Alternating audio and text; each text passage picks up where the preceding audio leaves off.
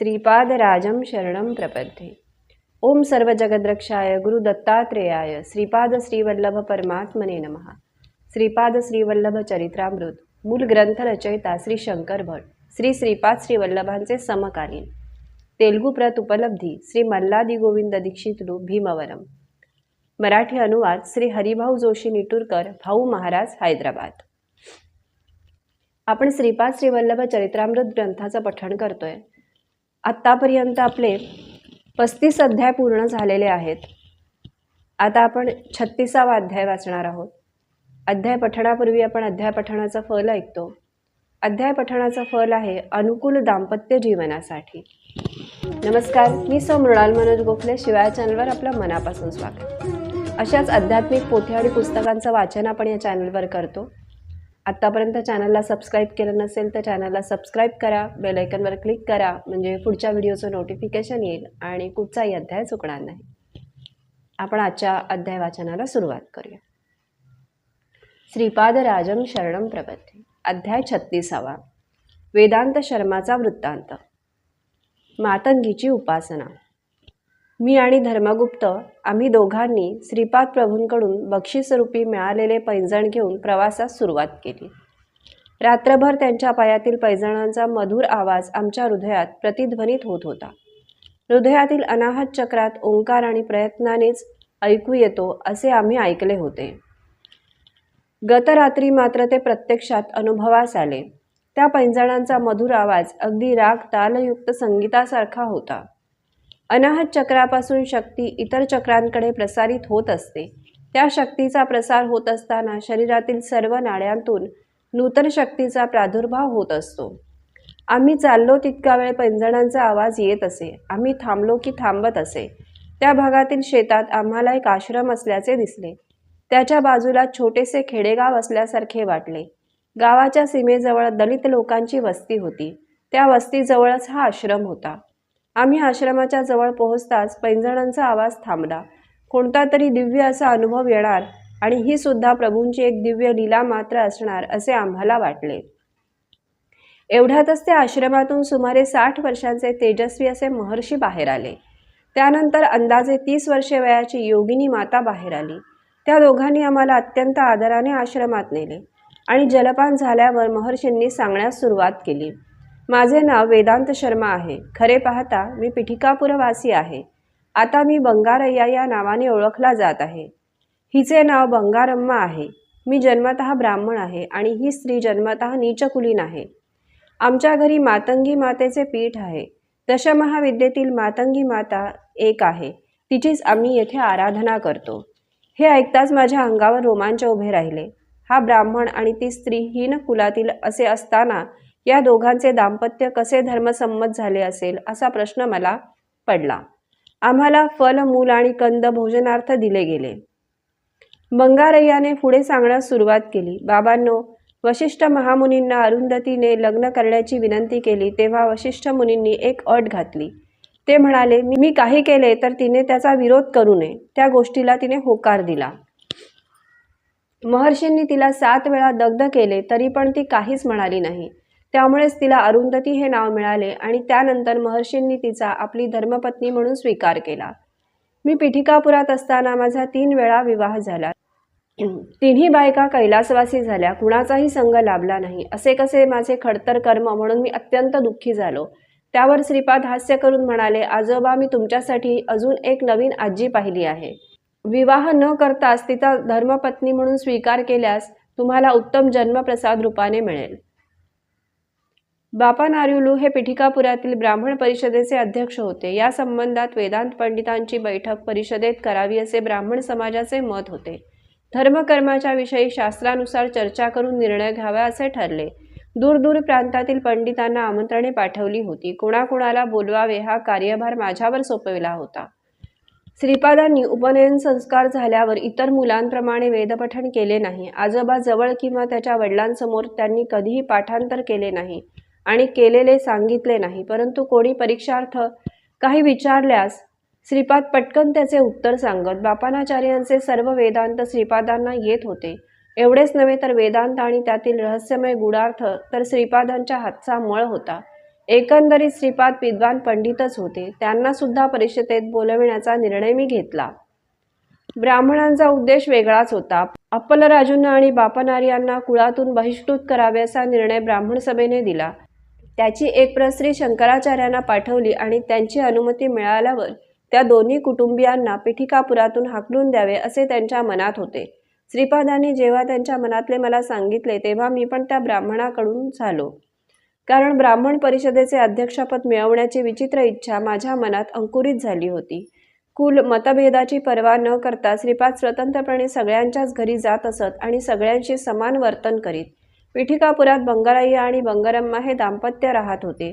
त्यांना श्रीपादांना भेटावयाची, त्यांच्याशी बोलावयाची उत्कट इच्छा होती. श्रीपादांनी मला कातड्याच्या पादुका हव्या आहेत अशी इच्छा प्रकट केली. तेव्हा त्यांचे वय 14 वर्षांचे होते. ब्राह्मणांनी लाकडी पादुका वापराव्यात, कातड्याच्या वापरू नयेत असे घरातील मोठ्यांनी सांगितले. हा विषय उडत उडत त्या चांभार दाम्पत्याच्या घरी पोहोचला. श्रीपादांना कातड्याच्या पादुका समर्पित करून जीवनाचे सार्थक करावे असा निश्चय त्या दाम्पत्याने केला.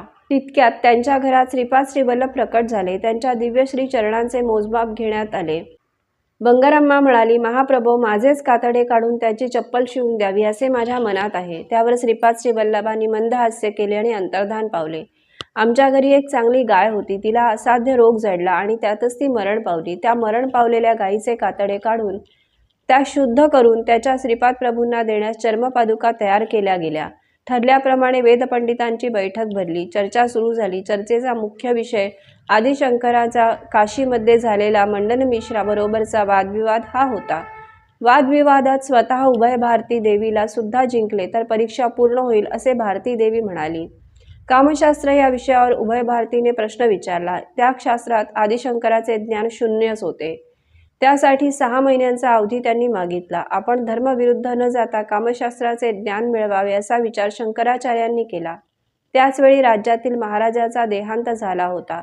आदिशंकरांनी परकाया प्रवेश विद्येचा वापर केला आणि त्या राजाच्या शरीरात त्यांनी सूक्ष्म शरीराने प्रवेश केला. त्यांची भौतिक काया सांभाळून ठेवावी. काही अतिमहत्वाचे सांगावयाचे असेल तर राजप्रसादाजवळ येऊन सांकेतिक भाषेने मला सांगावे असा श्री शंकराचार्यांनी आपल्या शिष्यास आदेश दिला. महाराणीला आपल्या महाराजात काहीतरी बदल, नवीनपण जाणवला. एखाद्या महापुरुषाच्या आत्म्याचा प्रवेश तिच्या पतीच्या शरीरात झालेला आहे हेही तिने ओळखले. मरण पावलेल्या तिच्या पतीच्या शरीरात प्राणमय जगतातील चैतन्यास आकर्षित करून राजा राणींच्या दाम्पत्य सुखाचा अनुभव तर दिव्यात्मा केवळ साक्षभावानेच बघून ज्ञान मिळवत आहे असे सुद्धा त्या राणीला समजले. जोपर्यंत त्या दिव्यात्म्याचे वास्तव्य माझ्या पतीच्या शरीरात आहे तोपर्यंत त्यांचे प्राण त्याच्या शरीरात राहतील हे तिने ओळखले. तिने आदेश दिला की नगरात दहन न केलेले मृत शरीर असल्यास त्या शरीराचे दहन करावे. शंकराचार्यांचे शरीर दहन करण्यास नेण्यात आले. तेव्हा शिष्यगणांनी त्वरित राजवेशात असलेल्या शंकरांना सांकेतिक भाषेत हा विषय सूचित करण्याचा प्रयत्न केला, परंतु उशीर झाला होता. अग्नीत जळालेले हात पाय श्री लक्ष्मी नरसिंहाच्या कृपाकटाक्षाने आदिशंकरांनी परत मिळविले. ब्राह्मण परिषदेत श्रीपादांचा अद्भुत संवाद. श्रीपादांनी परिषदेला प्रश्न केला, आत्मा हा एका शरीरातून एका वेळेस ते शरीर सोडल्यानंतरच दुसऱ्या शरीरात प्रवेश करू शकतो असे तुम्ही सांगता, पण मी तुम्हाला एक प्रश्न विचारतो. आत्मा एकाच वेळी 3-4 शरीरातून 3-4 जन्मांचे कर्मफळासहित अनुभव घेऊ शकतो का? हा फार जटिल विषय आहे. आजपर्यंत अशा रीतीचे झाल्याचे पुरावे नाहीत असे उत्तर परिषदेने दिले. श्रीपाद प्रभू परिषदेस उद्देशून म्हणाले, पूर्वी असे झाले आहे, परंतु तुम्हाला ते माहीत नाही. शापामुळेच देवेंद्राला पंचपांडवांचा जन्म घ्यावा लागला आणि शचीदेवाला द्रौपदीच्या रूपाने जन्म घ्यावा लागला. तिला पांडवांची पत्नी व्हावे लागले. शची पुरंदरांनी भूमीवर जन्म घेतला तरी त्यांचे मूलतत्व स्वर्गात नक्कीच होते. द्रौपदीचे शय्यासुख केवळ अर्जुनालाच मिळाले. मंत्रांग विषयावरती धर्मराजाबरोबर चर्चा करीत असे. भीमास मातेसारखे रुचकर भोजन करून देत असे. नकुलास ती लक्ष्मी स्वरूपिणी दिसे. सहदेवास भूत भविष्य वर्तमान काळाचे ज्ञान होते. त्यामुळे पुढे घडणाऱ्या घटना लवकर लवकर घडून क्षेत्रसंग्राम लवकर संपवावा अशी इच्छा तो दर्शवित असे. त्यामुळे भूमातेपेक्षाही जास्त सहनशील वृत्तीने ती त्यांच्याबरोबर वागत असे. देवता धर्म, मनुष्य धर्म आणि जंतू धर्म हे वेगवेगळे असतात. त्या सर्वांना एकत्रित मिसळू नये. त्यावर मी म्हणालो, पुराण काळात अशा अनेक आश्चर्याच्या गोष्टी घडल्या असतील, परंतु प्रस्तुत काळात तसे काही घडत नाही. श्रीपादांची तीक्ष्ण दृष्टी माझ्यावर पडली. ते म्हणाले, तुझा 3 स्त्रियाबरोबर विवाह झाला, त्या तिन्ही स्त्रिया मरण पावल्या. तिघींना 3 वेगवेगळे आत्मे होते का? नसेल तर एकच आत्मा होता का? पुरुषांनी 3 स्त्रियांशी विवाह करणे धर्मसंमत आहे, पण एकाच स्त्रीने 3 पुरुषांशी विवाह करणे धर्मसंमत आहे का? खरे पाहता आत्मा म्हणजे काय? दाम्पत्य धर्म म्हणजे काय? तेवढ्यात मी म्हणालो, पुरुष कितीही स्त्रियांबरोबर विवाह करू शकतो, पण स्त्रीला मात्र तो हक्क नाही. श्रीपाद प्रभू म्हणाले, ओहो, तू जगन्यतेपेक्षा मोठा आहेस का? मंदोदरी पातिव्रत्याच्या गुणांसाठी प्रसिद्ध होती. ती वालीची पत्नी असताना तिचे शरीराणू वेगळे होते. रावणाची पत्नी असताना तिचे शरीराणू वेगळे होते. विभीषणाची पत्नी असतानाचे शरीराणू वेगळे होते. आत्मा निर्विकार असल्याने कोणत्याही गुणांशी त्याचा संगम नसतो. म्हणूनच आत्मा नित्य निर्विकार, सत्ययुक्त, शुद्ध आणि अत्यंत पवित्र आहे. तमोगुणी रावणाबरोबर त्याला अनुसरूनच मंदोदरीने व्यवहार केला. विभीषणाबरोबर असताना तिने सत्वगुण प्रधान होऊन जबाबदारी पार पाडली. मी निरुत्तर झालो, पण थोडा वेळ विचार करून म्हणालो, तुम्ही सांगितलेल्या गोष्टींचा स्वीकार केला तर बहुपतित्वास स्वीकारावे लागेल. यावर श्रीपाद म्हणाले, हे कलियुग आहे. येथे कितीतरी निरनिराळ्या अवांतर जातीचा आविर्भाव होत असतो. पशुपक्षी, वृक्ष, कृमी, कीटक मानव जन्मास येत आहेत. त्यांच्या त्यांच्या स्वभावानुसार निरनिराळे नाती जुळत आहेत. धर्मविरुद्ध नाते जुळले असतात अवांतर कुल निर्माण होते. कलियुगात अशा कुलांचा नाश होणारच. हे अवांतर कुल असुरी शक्तीमुळे निर्माण होते. त्यासाठीच असुरध्वंस करावा लागतो. एकदा असुराचा ध्वंस झाला असता त्याला परत जन्म मिळत नाही, परंतु एका असुराच्या जागी 10 असुरांचा जन्म त्या स्थानात होऊ लागला आहे. धर्मबद्ध संबंधच कायमचे टिकून राहतात. यासाठी सगळ्यांनी विधीने कुलगोत्र, वर्णाश्रम, धर्माचे पालन करावे. दिव्यात्माचा आविर्भाव तुरळकपणे होत असतो. त्यांना आत्मा एकच असतो. त्या आत्म्याच्या पुरुष रूपात आविर्भाव झाल्यास स्त्री रूपात त्याच आत्म्याचा शक्तीचा आविर्भाव होतो. त्यांनाच दिव्य दंपत असे म्हणतात. असे दिव्यात्मे सृष्टीच्या आधीपासून ते अंतापर्यंत असतात. पराशक्ती आणि परब्रह्म हेच अद्वितीय स्वरूपात सायुज्य स्थितीत असतात. श्रीपाद प्रभू पुढे म्हणाले, आता बघ, वेदांत शर्मा नावाचा तूच ब्राह्मण होतास. बंगारय्या नावाने चांभार कुलात जन्मला आहेस. हे सारे एका काळीच घडले.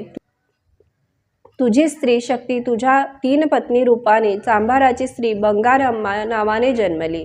नुकतीच तुमच्या घरी मरण पावलेली गाय एकेकाळी तुझी पत्नीच होती.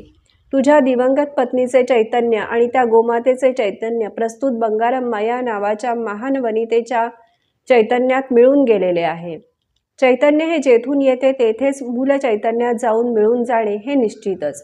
सृष्टीचे रहस्य अति गहन आहे. हे समजण्यास सप्त ऋषींची शक्तीसुद्धा अपुरी पडते. बंगारम्माचे शरीर बंगारय्यासाठीच नेमलेले आहे. यामुळे हे काही धर्मविरुद्ध नाही. तू तिच्याबरोबर संसार कर. तिच्याकडून तुला शरीर सौख्य मिळणार नाही. मी हा निर्णय धर्मस्थानात बसून केलेला आहे. प्रकृतीमध्ये आल्यास प्रकृतीचा धर्म, मर्यादा यांचे पालन विधिवत करावेच लागते. आपल्या अंगावरचे कातडे काढून मला त्याची चप्पल शिवून देते असे बंगारम्मा म्हणाली. मी त्याला होकार दिला. ती बंगारम्मा जीवित असतानाच तिला नकळत तिने गायीचा जन्म घेतला. तिला माहीत नसताना ती तुझ्या 3 बायकांच्या रूपात जन्मली. जेव्हा चैतन्य 3-4 शरीरात विभाजित झाले तेव्हा त्या प्रत्येक शरीरातील चैतन्याला मीच आहे असा भाव होतो. त्यातील एकत्व लक्षात येत नाही. कलौ पंचसहस्राणि जायते वर्णसंकरः असे सांगितले गेले आहे. त्याचा अर्थ असा की कुलसांकर्य सांगितलेले नाही, वर्णसांकर्यच सांगितले गेले आहे. कुलसांकर्य झाल्यास नीच जन्मात जावे लागते. वर्णसांकर्य झाले असता नूतन शक्तियुक्त अशा नवीन जाती उद्भवतात. त्याचा परिणामतः नवीन मानव जातीस दैवत्व लाभते. या भूमीवर दैवत्व लाभलेल्या जाती उत्पन्न करावयाच्या आहेत. हा ब्राह्मण परिषदेचा खरा उद्देश मला माहीत आहे. माझ्या आजोबांना आणि वडिलांना कुलातून बहिष्कृत करण्याचे त्यांच्या मनात ठासून भरलेले आहे. म्हणूनच मी वेदांत शर्माला कुल बहिष्कृत करीत आहे. आजपासून तुझे नाव बंगारय्या असे व्यवहारात येईल. सगळीच परिषद बुचकळ्यात पडली. एक ज्योती स्वरूप सगळ्यांच्याच देखतच माझ्यामध्ये विलीन झाली. तेव्हा श्रीपाद श्रीवल्लभ म्हणाले, तुमच्या डोळ्यासमोरच बंगारप्पाची आत्मज्योती वेदांत शर्मात विलीन झाली. हा ब्राह्मण आहे का चांडाळ आहे हा निर्णय तुमचा तुम्हीच करावा. आम्हाला कुलबहिष्कृत करून त्यासाठी शंकराचार्यांची सुद्धा अनुमती मिळवण्याचा तुम्ही प्रयत्न केलात. शंकराचार्य मला काय करतील? तुमच्याच डोळ्यासमोर मी आजोबांकडून किंवा आमच्या वडिलांकडून वेदाभ्यास न करताच मी वेद उच्चारण करू शकतो. एकाच वेळी अनेक ठिकाणी दर्शन देऊ शकतो. शंकराचार्य माझ्यासमोर आले तरी मला कशाची भीती? त्यांना त्यांच्या नित्य आराधित शारदाचंद्र मौळीश्वर या रूपात दर्शन देऊन त्यांच्यावर अनुग्रह करीन. तेव्हा तरी दुसरा कोणता मार्ग नसल्यामुळे माझा त्यांना देव म्हणून अंगीकार करावा लागेल. त्यांचा निर्णय तेव्हा तुमच्यासाठी दुःखप्रद होईल. क्षत्रिय परिषद, वैश्य परिषद तुमच्या निर्णयाला संमती देणार नाहीत. पौरोहित्य, कर्मकांड, दान, क्षिधा, दक्षिणा जर त्यांनी देण्याचे थांबवले तर लेकराबाळांसह तुमची दीन अवस्थाच होईल. मजबरोबर जर भांडण केले तर सर्वनाशाचे मूळ कारण व्हाल. मी चातुराश्रमाचे धर्मपालन करावे असे सांगत आहे. अष्टदश वर्णाच्या लोकांनी सुखसंतोषाने नांदावे असे सांगत आहे. तुम्ही आपापल्या धर्माच्या नियमांचे अचूक पालन करून धर्मसंस्थापन करण्यात हातभार लावावा. तसे न केल्यास अनेक आपत्ती कोसळतील. मी तर शांतच राहणार, पण तुमचीच परिस्थिती कष्टप्रद होईल. प्रकृतीचे परिणाम देण्याचे 2 प्रकार असतात. पहिला एकदम सुधार करणे आणि दुसरा म्हणजे सावकाश सुधार करविणे. दुसऱ्या पद्धतीप्रमाणे वेळेचा अवधी पण दिला जाईल. तुम्ही जर आपल्यात सुधारणा केली नाही तर विनाशास आमंत्रित केल्यासारखेच होईल. मी विनाश करूनही धर्मस्थापन करीन. एवढे बोलून श्रीपाद प्रभूंनी मौन धारण केले. बंगारप्पा पुढे म्हणाले, मला कोठेच आधार नव्हता. त्या स्थितीत मी बंगारम्माला घेऊन गावोगाव फिरत तेथे पोहोचलो. आमच्या या आश्रमात मातंगी देवीची प्रतिष्ठा करून जीवन कंठित आहे. श्रीपाद श्रीवल्लभ या मार्गाने जाताना आमच्या या आश्रमात आले. आम्हाला त्यांनी आशीर्वाद दिला आणि ते म्हणाले, तुझ्या शरीरपातानंतर तू परत ऋणानुबंधाने ब्राह्मण कुलात जन्म घेशील आणि बंगारम्मा शूद्र जातीत जन्मेल. तेव्हा तुम्ही दोघे पती पत्नी व्हाल. तुम्हाला संतान पण होईल. त्या संतानास कुरुगड्डीस माझी सेवा करण्याची संधी लाभेल. सुखी भवा. बाबा, हाच आमचा वृत्तांत आहे. आपण या प्रांतात याल. तुमच्याजवळ त्यांचे पैंजण आहेत. ते पैंजण घेऊन तुम्हाला चर्मपादुका द्याव्यात असा मला त्यांचा आदेश आहे. आम्ही मातंग मुनींची कन्या मातंगी देवीचे आराधक आहोत. ह्या आईची आराधना केल्यास दाम्पत्य सौख्य चांगले लाभते. हिला राजमातंगी, कर्णमातंगी वगैरे नावांनी संबोधतात. एकदा श्रीपाद श्रीवल्लभांनी भौतिक स्वरूपात या आश्रमात दर्शन दिले. त्यावेळी बंगारम्मा दूध गरम करीत होती. ज्या गोमातेच्या कातड्यांनी त्या पादुका बनल्या ती गोमाता सुद्धा मान हलवीत समोरून गेल्याने तिला दर्शन दिले. श्रीपादांनी आमच्याकडून दूध स्वीकारले. आम्ही पूजलेली मातंगी देवीची मूर्ती तिच्या नावाने स्थापिलेल्या संस्थानातील औदुंबर वृक्षाच्या खाली अनेक गजापर्यंत खोलवर जाईल आणि तेथे अनेक सिद्धपुरुषांकडून तिची सेवा होईल. हे बंगारम्माला बोलावून म्हणाले, बाई, तुझा पती खूप अनुकूल आहे. पुढच्या जन्मी त्याच्याकडून तुला सर्व सुख लाभेल. तुझ्यासाठी सोन्याची बिंदी तयार करून ठेवली आहे. तसेच अत्यंत शुभप्रद असे मंगळसूत्र पण तयार केलेले आहे. हे दोन्ही हिरण्य लोकात व्यवस्थितपणे ठेवले आहे. उत्तर जन्मात मी स्वतःच तुमच्यावर कृपा करून स्वहस्ताने तुमचा विवाह करवीन. एवढे बोलून श्रीपाद प्रभू अंतर्धान पावले. बाबांनो, तुम्ही आमची गाथा ऐकलीत. नेहमी सिद्ध मंगलस्तोत्राचे पठण करीत राहावे. तुम्हाला महापुरुषांचा अनुग्रह नक्की प्राप्त होईल. सिद्ध, महासिद्ध, महायोगी हे श्रीपादांचे करचरणावयवासासारखेच होय. त्यांच्याकडूनच श्रीपाद प्रभू आपल्या संकल्पांची पूर्ती करतात. एकदा त्यांनी राजमाता मातंगी देवीच्या रूपात दर्शन देऊन आम्हास अनुग्रहित केले. समस्त सृष्टी तसेच सृष्टीचे रहस्य हे सगळे त्यांच्याच हातात असते. तुम्ही सदा सर्वदा त्यांचे स्मरण करा, ध्यान करा, अर्चना करा. सर्व सिद्ध तेच आहेत. मातेप्रमाणे ते तुमची रक्षा करतील. कोट्यावधी आईच्या प्रेमापेक्षा श्रीपादांचे आपल्या भक्तावरील प्रेम कितीतरी उच्च कोटीचे असते. श्रीपाद श्रीवल्लभांचा जय जयकार असो.